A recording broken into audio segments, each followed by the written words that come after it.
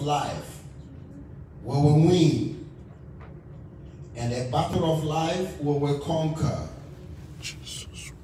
In the battle of life, we will have the victory. In the battle of life, we will not be defeated. All that the Lord wants us to know, all that the Lord wants us to understand, all the weapons that we need to use at this time. Let's pray and tell the Lord He will give us the grace that individually, every one of us will be able to understand what the Lord is saying, stand our ground, fight in this battle of life, and we will fight to win. We will fight acceptably. We will fight according to the scriptures. Fight the good fight of faith. Oh Lord, teach us the way to overcome. It is becoming more and more difficult. But Lord, you told us that the just shall live by faith.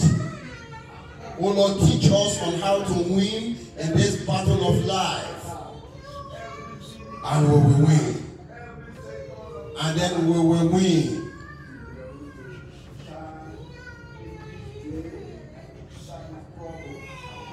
Tell the Lord I will not be wearied, I will not be tired, I will not give up. I will not be defeated. Give me the grace to overcome.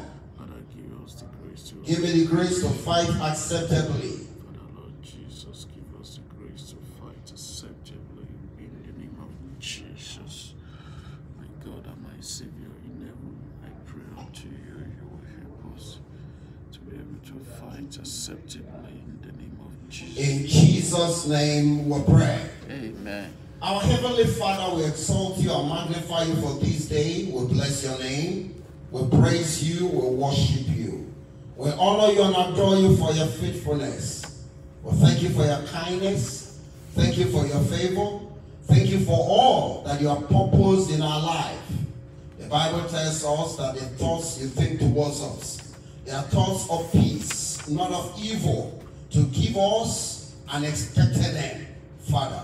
Even at this time, at this juncture in life, Lord, we look up to you, that in all the battles of life, give us the expected end in Jesus' name. Amen. We're asking that this morning you will teach us in this study. Amen. We thank you, Lord, for the answer. Thank you. In Jesus' name we pray. Amen. Praise the Lord. Hallelujah. This morning we are looking at study in the new booklet, study 742. Lesson 742. And the title is David Defeats Goliath.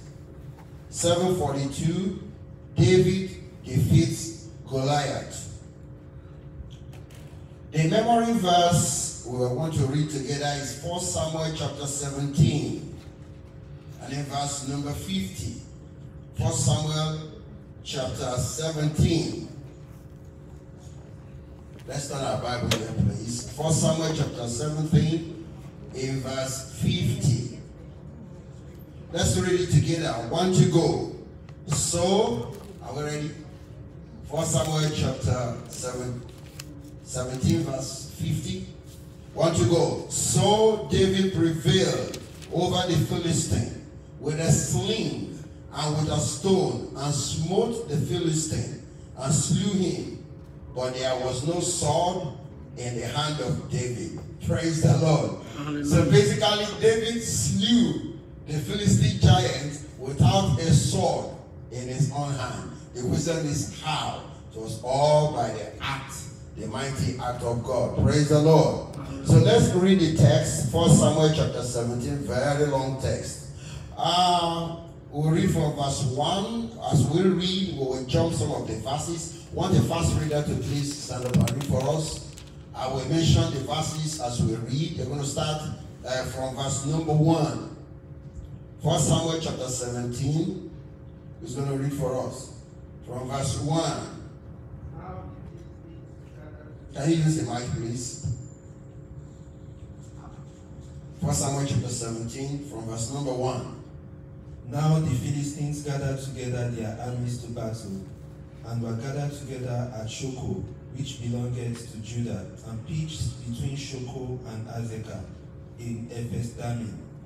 And Saul and the men of Israel were gathered together and pitched by the valley of Elah, and set the battle in array against the Philistines.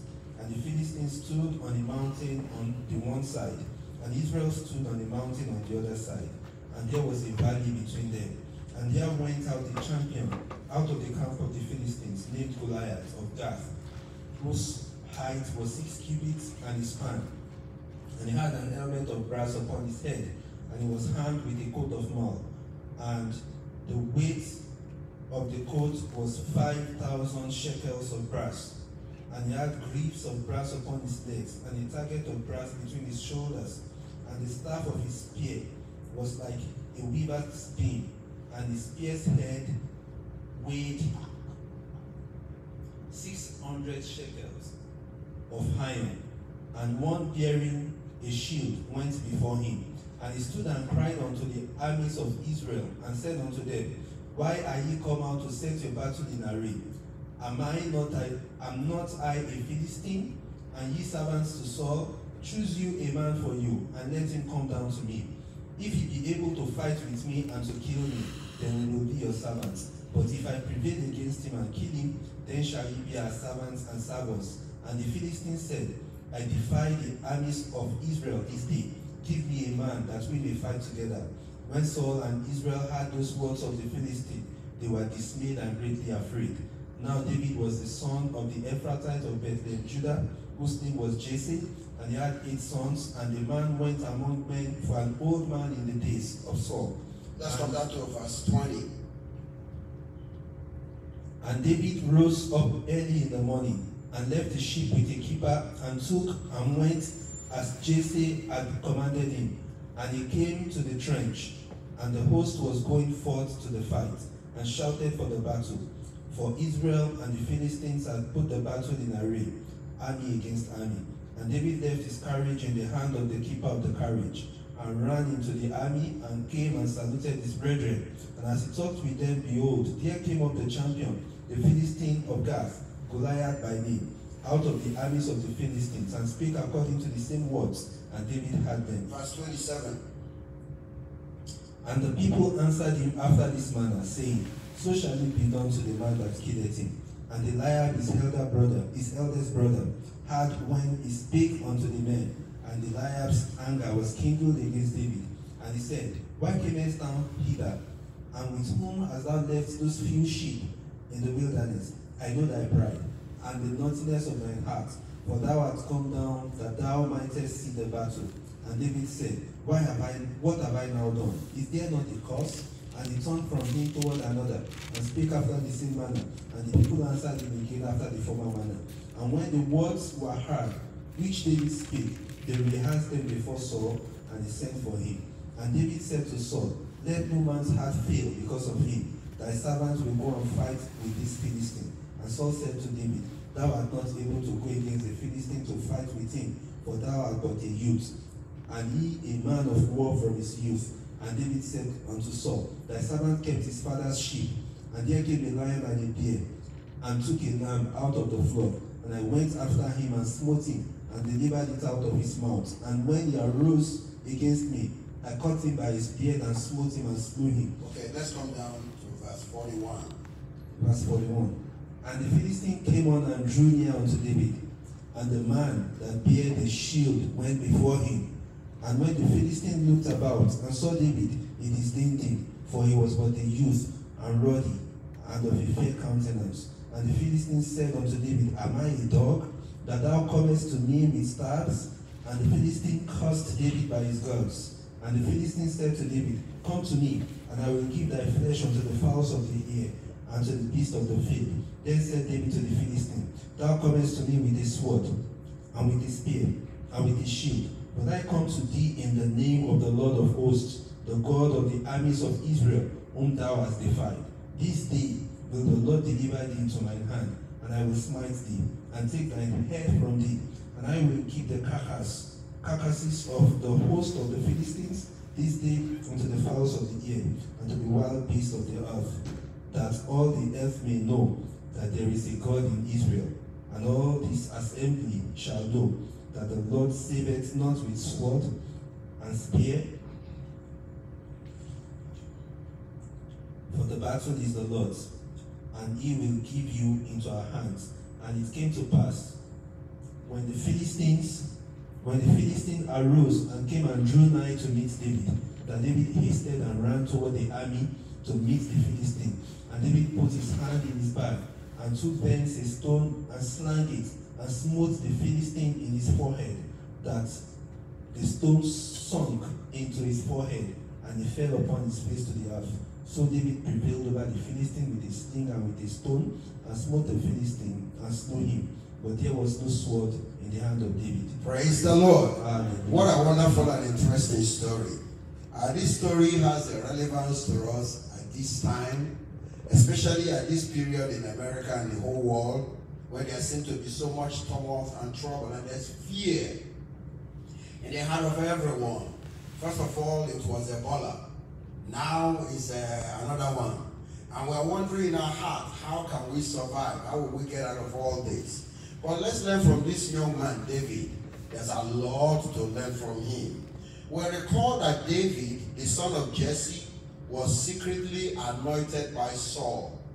And God did that for a purpose, because he knew that Saul would be envious of David and would chase after him. But even though he was secretly anointed, that did not exonerate David for being troubled by Saul. Once Saul knew, it was a problem. He was all over him, looking for every means to eliminate him. But there was something special that happened. God made sure that David was preserved. Praise the Lord. And on the day of his anointing, in 1 Samuel chapter 16 verse 13, don't go, the Bible records that the Spirit of the Lord came upon David from that day forward.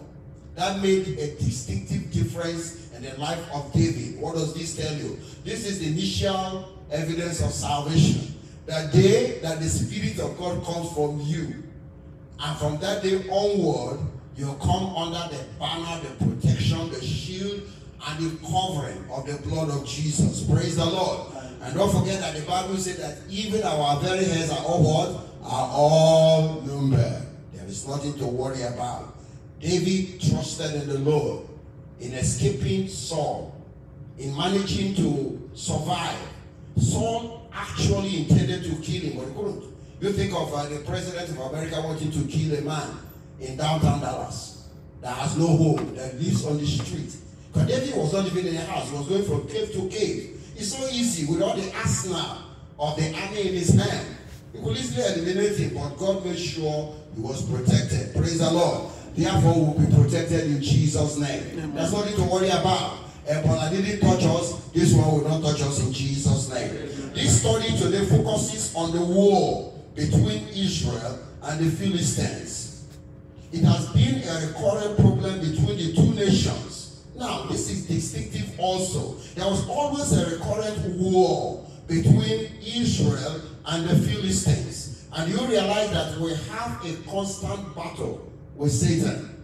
So you can't give up. There's nothing like, okay, when am I going to be rested? There's no time for rest. There's always going to be battle. But we will win and defeat the enemy always at the turn of the way in Jesus' name. The Philistines, they gathered at the territory of Judah. And they wanted to fight the people of God in the land of the people of God.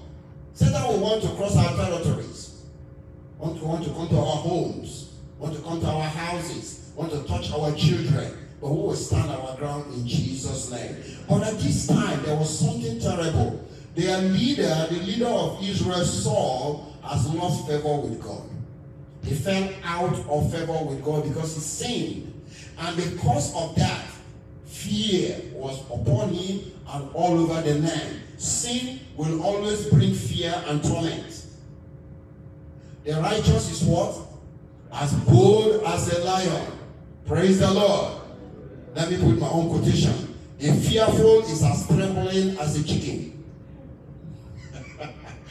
Praise the Lord. So to be bold as a lion, we are what? Righteous. And that was the situation with this man. He went into sin and he became, according to my quotation, as fearful as a chicken. In fact, the Bible recorded that his two knees were knocking together, shaking. And notice what Goliath said here. Are you not the servant of who?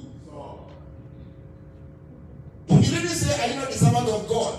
As far as the Philistines were concerned, Saul was their master. He was a big guy. He could fight. But this man, his knees were knocking together. Not because he was sick. Not because he didn't have his weapon. Why? He sinned. Disobeyed God. Sin is terrible. We will not go there in Jesus' name. We'll look at this study under 3 points. Point number 1. Goliath's challenge and disdain for Israel's army. 1 Samuel chapter 17.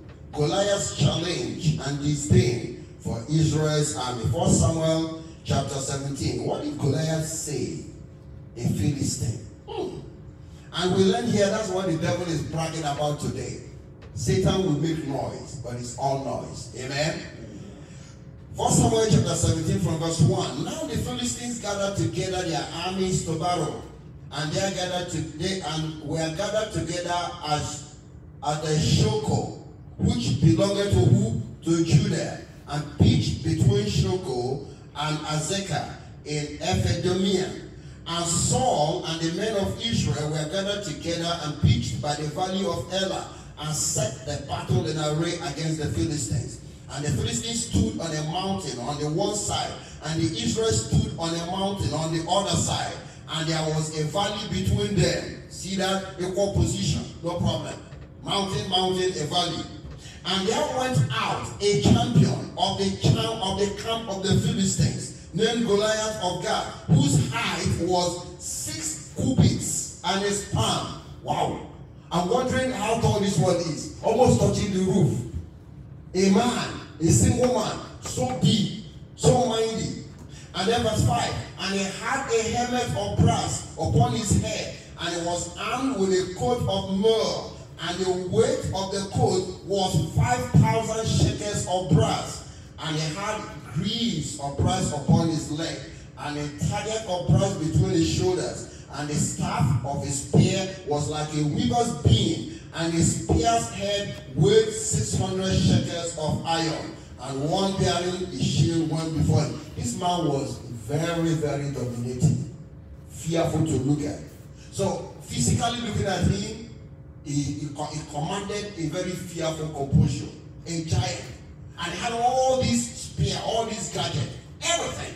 And don't forget, David had no gun, not a cutlass, nothing. Absolutely nothing. And the children of Israel at this time, they were so impoverished, they don't even have good fighting implements. And these ones had everything. Now, in verse 8, and he stood and cried unto the armies of Israel and said unto them, why are ye come out to set your battle in array? Am I not a Philistine? I am a Philistine, and ye are servants of Saul. Choose you a man for you, and let him come down to me. If he be able to fight me and to kill me, then will we be your servants. But if he prevail against him, if I prevail against him and kill him, then shall he be our servants and servants. He was so sure, because the stake was high. He said, if you pick a man, and peradventure he kills me, all my people will become your servant. Our nation will become your servant. But if I kill him, all of you will become our servant. The stake was very high. Very, very high. And that was a real reproach to the people of God. Terrible reproach. But the funny thing, the terrible thing was that without reproach on, there was nobody in the camp of the Israelites to respond to that man. There was fear down the line. And like I told us before, the fear stemmed from the sin of Saul and the people of Israel. Because they were also not living right at this time. So the fear just flowed down all the way down. And everyone was afraid. We will not be afraid in Jesus' name. And to not be afraid, we will not go into sin. None of us will play with sin so that our strength will remain. Because righteousness is our strength. Exodus chapter 23. Exodus chapter 23. I read from verse 20. Behold, I send an angel before thee to keep thee in the the way, and to bring thee into the place which I have prepared.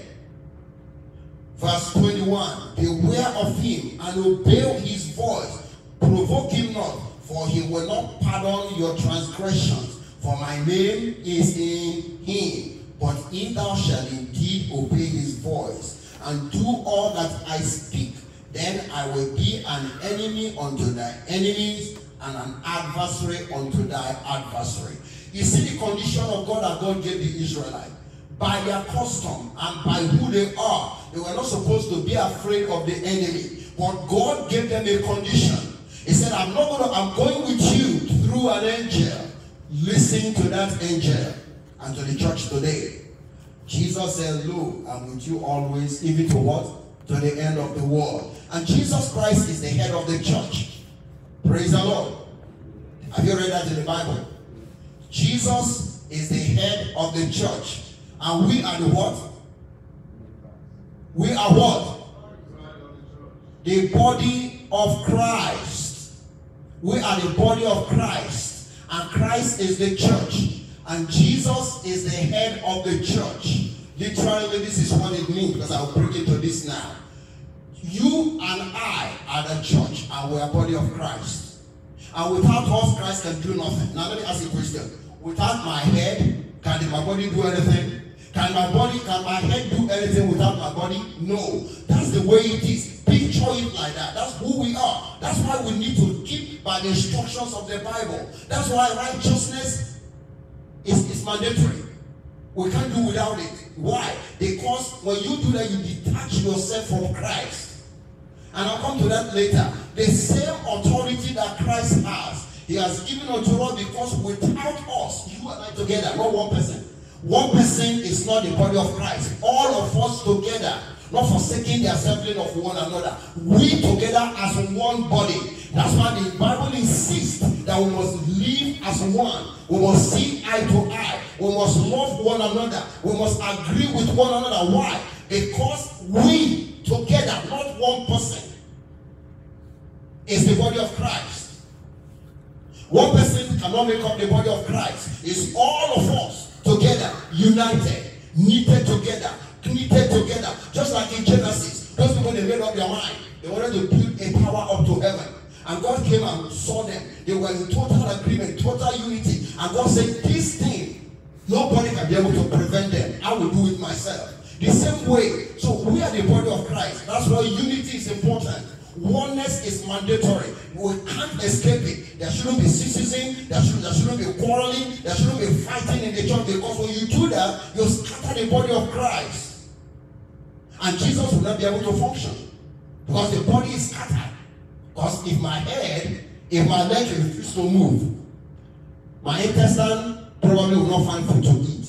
My hand will be useless. My eyes will be useless. Why? Because just one part of my body, the leg, refuses to move. You keep the whole body on a standstill just because the leg refuses to move. And Christ, being the head, can do nothing. Praise the Lord. The Lord will help us in Jesus' name. But when we are all together, united, agree, see eye to eye, loving one another, being in unity, agreeing always. And that's why Satan fights to bring this unity to the church. If believers will be wise, if believers will just understand what the Bible says and take it seriously and take it to heart and act on it, you will defeat the devil so quickly. That's why he comes in to create all those rancors. So make sure that the body cannot be together, cannot be knitted together, so that Christ will not fulfill his purpose. But he failed. He failed concerning Goliath. He failed concerning the Israelites. He will fail and fail and fail in Jesus' name. Praise the Lord. The Philistines, before, when they had a battle with the Israelites, they fled. They did fly. They did flee. They ran away. But now, at this time, because Israel were weak, they thought they could overcome them. They supposed that Israel would be an easy prey, since their leader no longer enjoys God's protection. This should serve as a warning to believers to maintain constant relationship with God, because the adversary are constantly watching to see that they fall out of favor and protection of God. 1 Peter chapter 5. That's a warning for you and I. I will take it in Jesus' name. Amen. I said we'll take it in Jesus' name. 1 Peter chapter 5. I want to read in verse number 8. 1 Peter chapter 5, verse 8.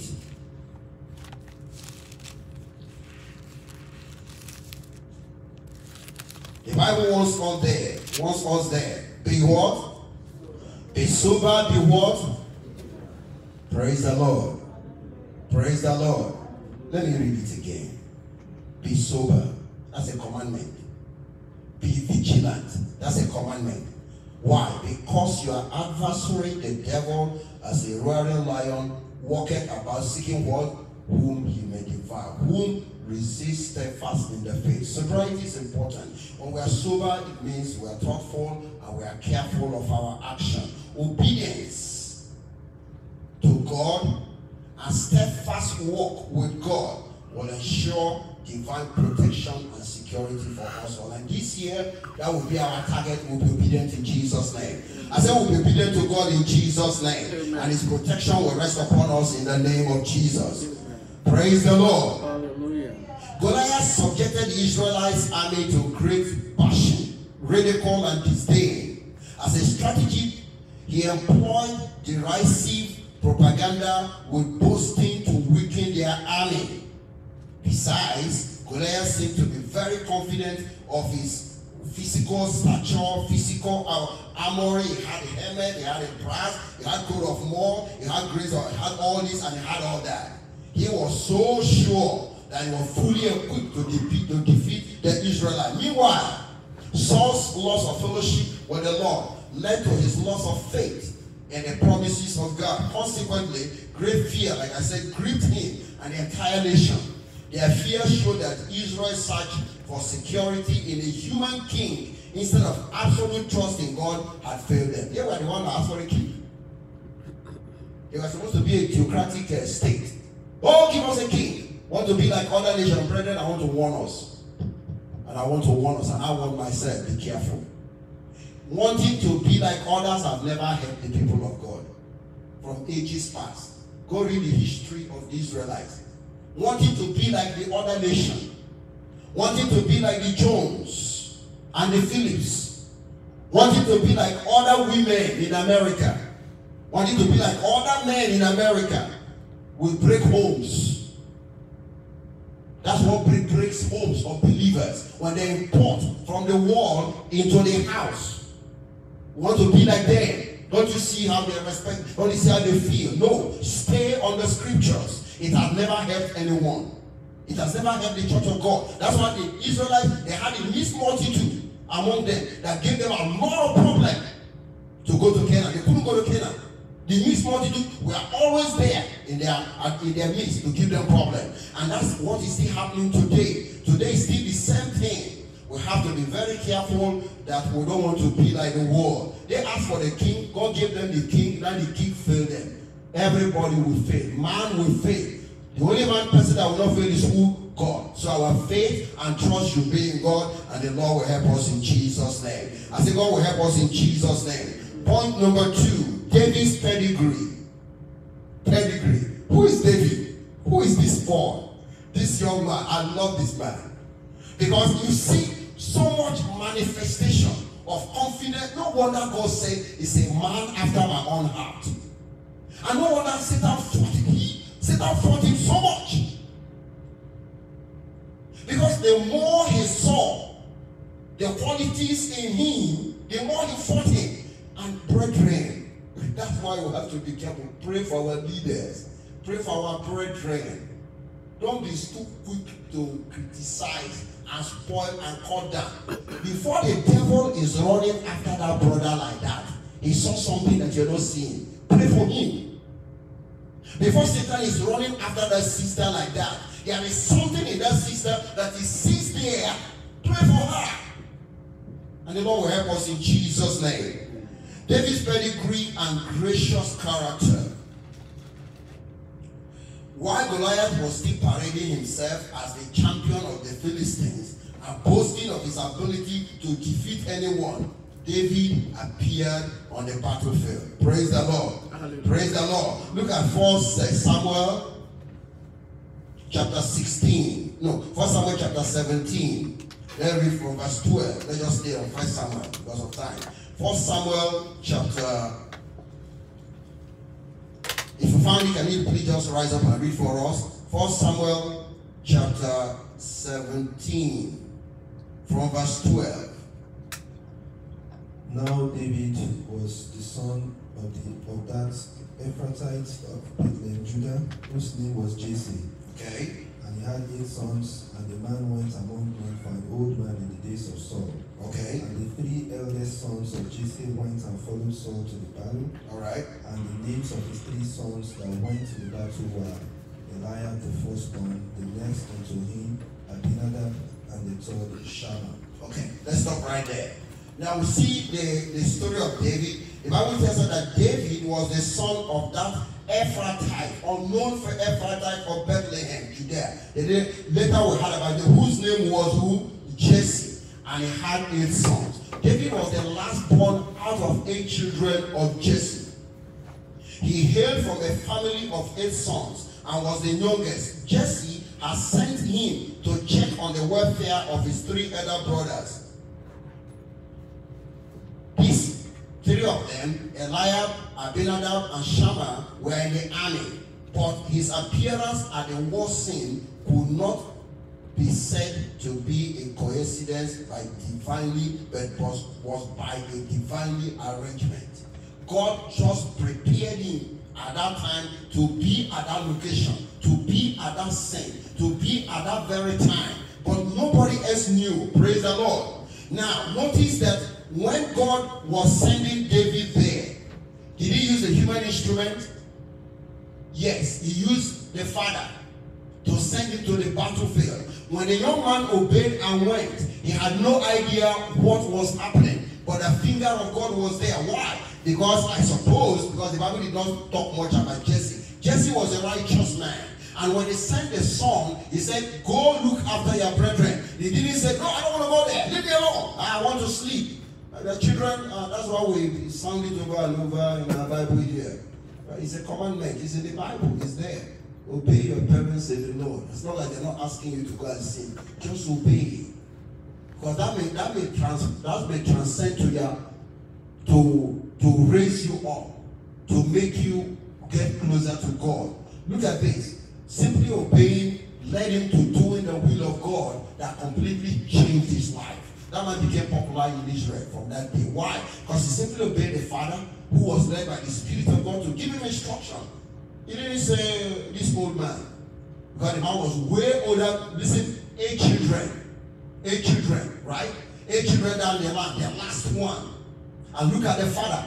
That man would have been about 50 years before he got married. And he had 8 children. This is the last one. So he's way older than him. He didn't say, old man, you don't know technology.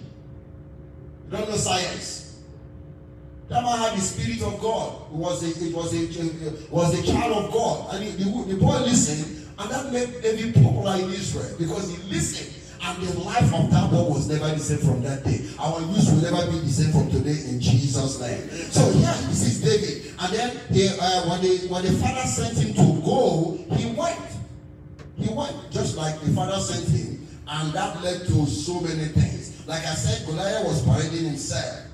But David was described as having a lovely personality, a man of valor and courage. In fact, in 1 Samuel chapter 16, verse 18, then answered one of the servants and said, behold, I have seen a son of Jesse the Bethlehemite that is cunning in playing, and a mighty valiant man, and a man of war, and prudent in matters, a comely person, and the Lord is with him. What a quality. Praise the Lord.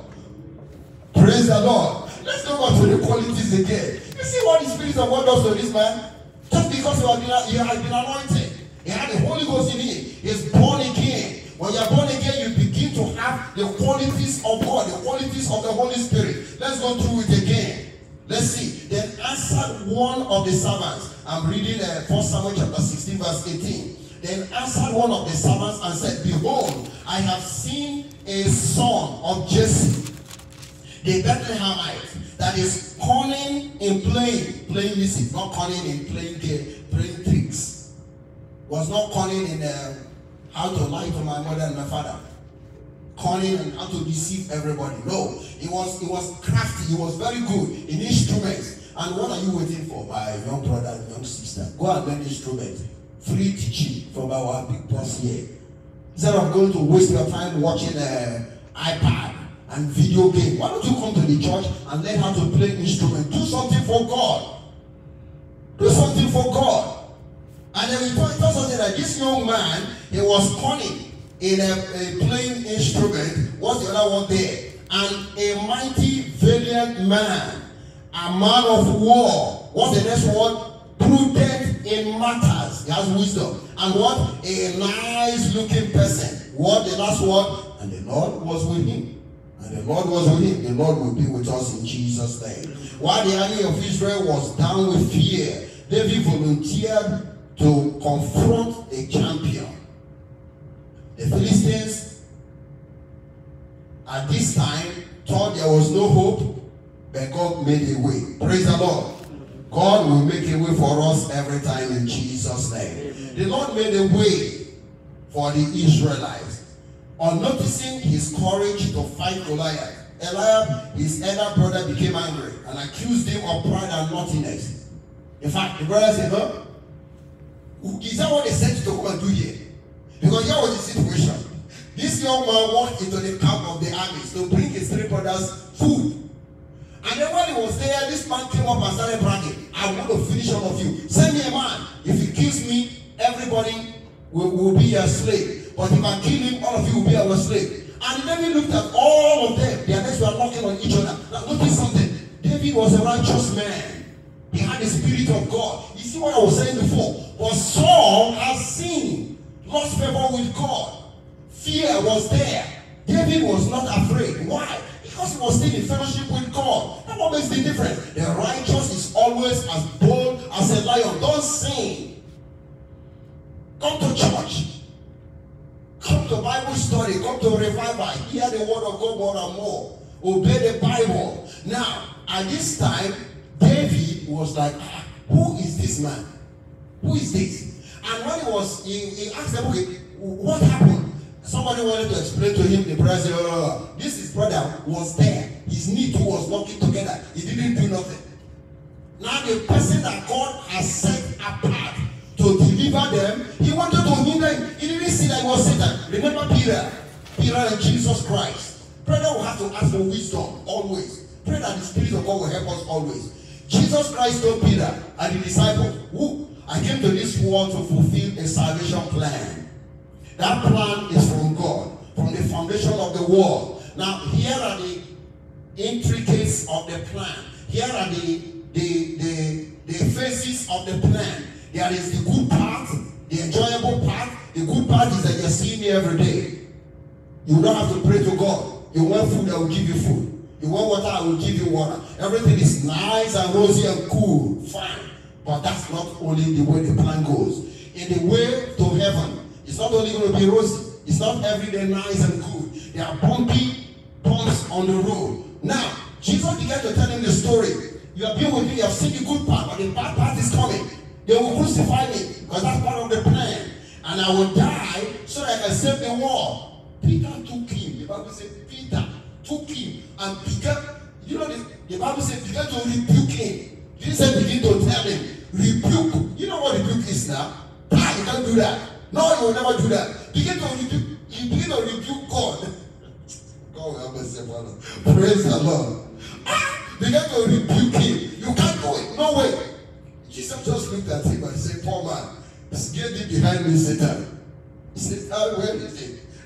Satan was gone. Praise the Lord. Satan will not catch us in Jesus' name. That's why we'll be careful. Be careful. In the church of the Lord, let's walk as brethren. When you see Satan somewhere, don't attack the man, attack the Satan. Amen? Because he will come. If you did it to Peter, he will do it. He will do it. The same way, confront you. Physically, really. And you're like, what's wrong with my sister? It's not your sister, it's the devil.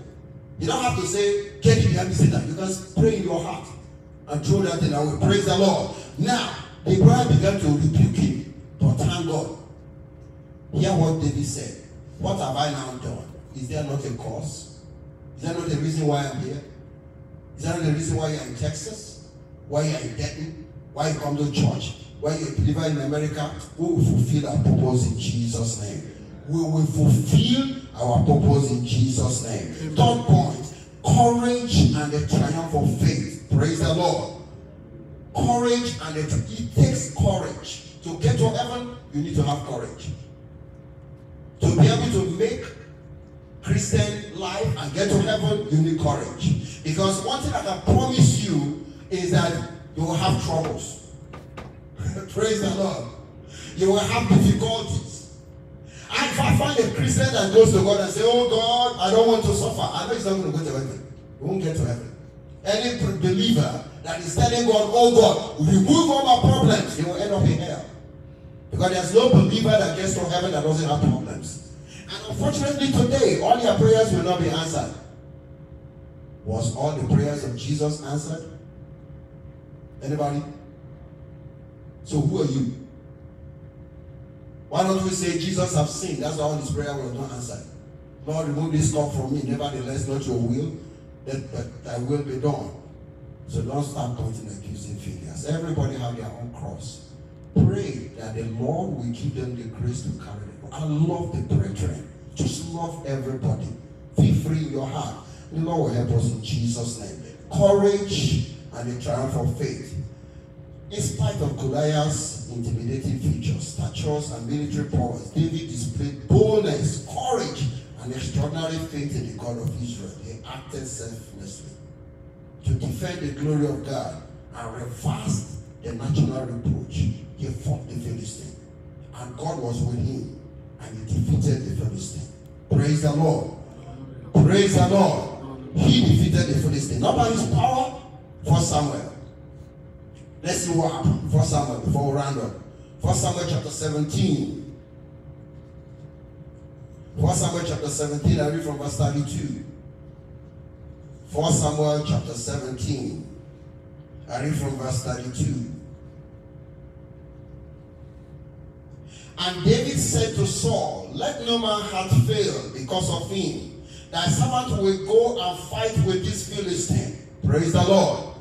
Now the first thing you learn from this young man's statement is that there was no fear. He spoke the word of faith. Praise the Lord. Praise the Lord. The just shall live by what? By faith. What does Hebrews chapter 11 verse 6 tell us? For without faith, it is impossible to please him. For he that cometh to God must believe that he is, and is a rewarder of them that diligently want seek him. Listen to me, I'm pointing out something. If you read Mark chapter 11, don't read from verse 20. You notice that Jesus told us there, whatsoever you desire, in verse 24, whatsoever you desire. I've asked people this question over and over. Once you thoroughly understand this concept, God's concept, life as a Christian becomes easier. You begin to live as you're supposed to live and do the things that don't matter. Jesus said, I say unto you, whatsoever you desire, fine. It's a good thing to desire. David desired to defeat Goliath. Whatsoever you desire, when you pray, you desire that thing and you pray. After you are praying, believe that you have them and you shall have them. You will only have them after you believe. You will never have them before you believe. If you're waiting until you have them, you will never have them. But you can only have them after you believe. That's exactly what David said here. He came up. He didn't have any gun, nothing. And he saw this man with all the weapons of war. And he stood and said, I will defeat you. I'm going to beat you hands down. Who are you? To insult God in my presence. I have the Spirit of God. I have the power of God. I want to see believers every day cringing. Oh, I'm weak. Oh, I'm too low. I'm down. I don't even know if I'm righteous. I don't even know if I'm born again. I don't even know if I'm going to heaven. Your confession will make you or mar you. Speak what you are and who you are. It's not being bold. It's not being bragging. It's not bragging. He was not bragging. He was speaking the word of faith. And today, when you speak the word of faith, people think you are bragging. And they will ask you a question. What of the ant you mashed yesterday? What of the cockroach that you killed 2 days ago? But look at David here. He knew who he was. He knew he has been anointed because the Spirit of God. I have God in me. Christ in you, the what? The hope of God. My brother, you have Jesus. Who is which? You know, he beats my imagination. I will look you eyeball to eyeball. I don't care who you are. Let them whatever be your name. Who are you? The highest to have is Satan inside you, whoever it is. Is there anybody that will have more than Satan? Is there any bad person that will have greater than Satan? No. The greatest of all demons will be Satan. And with Satan in that person, eyeball to eyeball, Satan will bow. They talk of small spirits and little cockroaches that they call witch and wizard. And their strategy is fear. They create fear. That's why the Bible says we do not have the spirit of what? But of what? Of power and of law and of a sound mind. Know who you are. Wake up. Don't be cringing and fearful. I want to be humble. Humility is good. Was Jesus humble? Jesus, was he humble? Did they call the hypocrites hypocrite? Did they call devil devil? Did they call sin sin?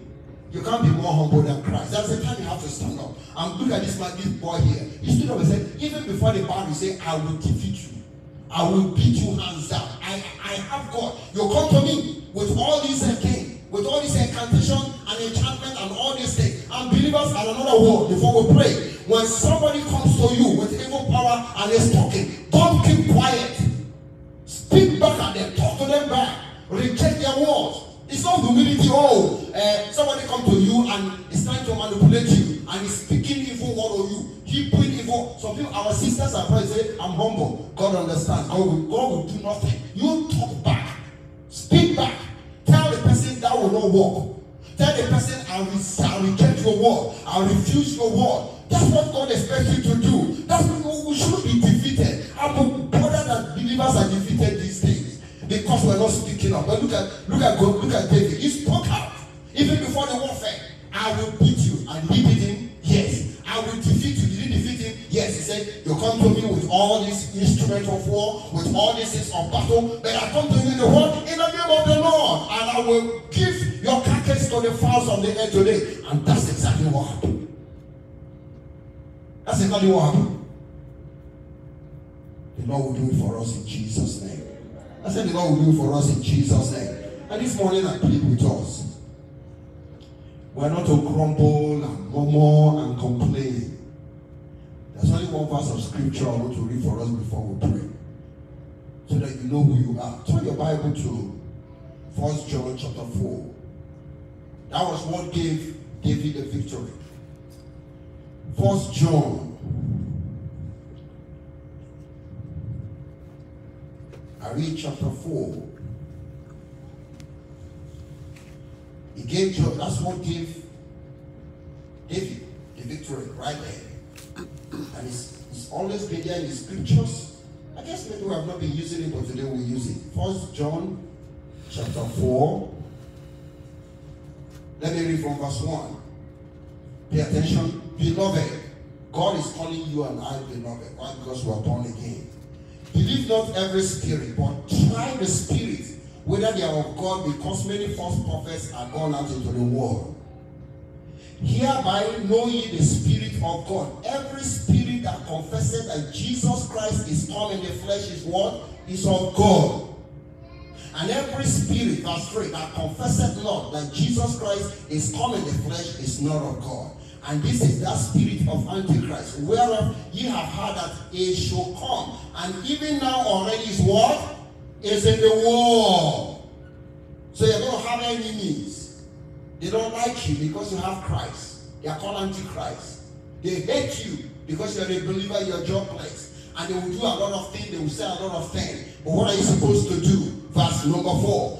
Ye are of God, little children, and have what? Overcome them. Why? Because greater is Jesus in you and me than the devil in the world. Praise the Lord. Praise the Lord. Hallelujah. This is a reality. Amen? And that's what we need to know. Realize you have Jesus in you. You remember that Jesus said, I'm at the door knocking. If any man open, I am the Lord, my Father will come in and sup with him. So God the Father, the Son, the Holy Ghost lives in you.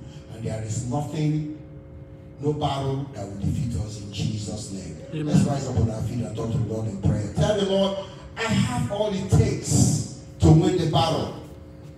And I have all it takes to fight on. And of course, I will fight on. I will be the Goliath of this generation. I'll be the Goliath of this time. The battle is the Lord's, and I have nothing to fear. The Bible says that no plague shall come nigh my dwelling. There cannot be any plague touching anyone in my family. No plague. When he says no plague, no plague. Whatever they call it, verovirus, minivirus, tilavirus, whatever, it can't come nigh our dwelling. Tell the Lord, I trust you. Your covering is upon me and my household, and I have nothing to worry about. I have nothing to fear. It is well with me. I will live by faith. I agree and I accept it and I believe and I know that Christ in me is the hope of glory. I am more than a conqueror. In Jesus' name we pray. Our Father, our God, we appreciate you. We bless you, Lord, for opening our eye this morning that there is nothing for us to worry about. As you were with David, as you led David, as you made David to overcome, every one of us will overcome in every battle of life in Jesus' name. Amen. We thank you, Lord, for the answer. In Jesus' name we pray.